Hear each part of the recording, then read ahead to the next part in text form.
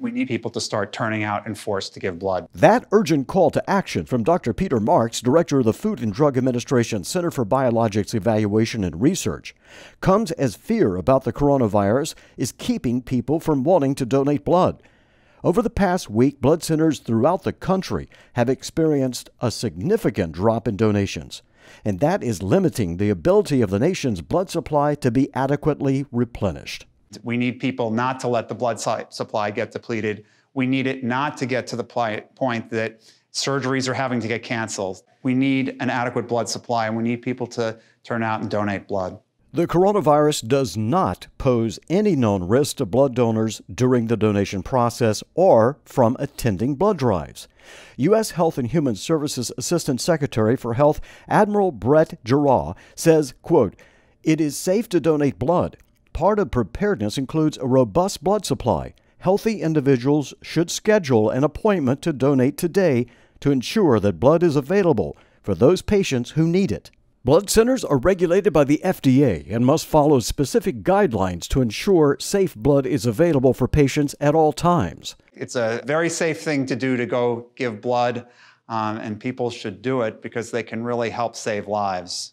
The plea from these federal agencies comes as the entire blood banking community is uniting to urge people to donate blood and for organizations to keep hosting blood drives.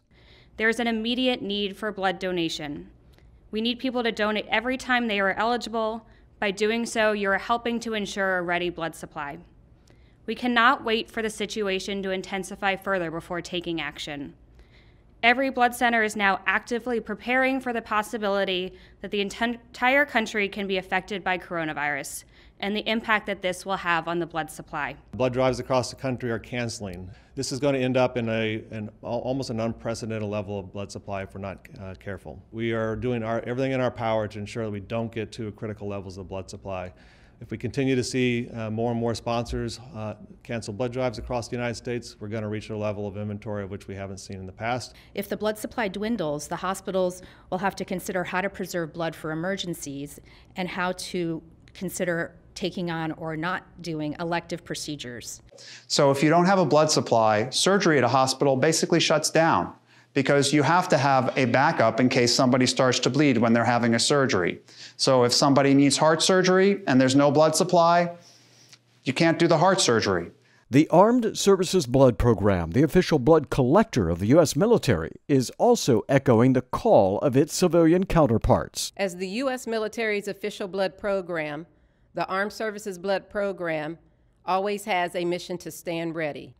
We are asking if you are able and eligible, consider donating. Take the time to help us stand mission ready. Blood is an essential part of healthcare, and the need for blood is constant.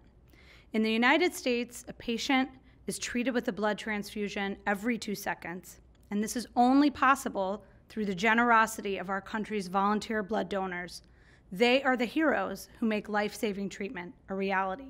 The FDA says there have been no reported or even suspected cases of transfusion-transmitted coronavirus, and that the virus poses no known risk to patients receiving blood transfusions. We need people to come out and donate blood. It's a potentially life-saving medicine.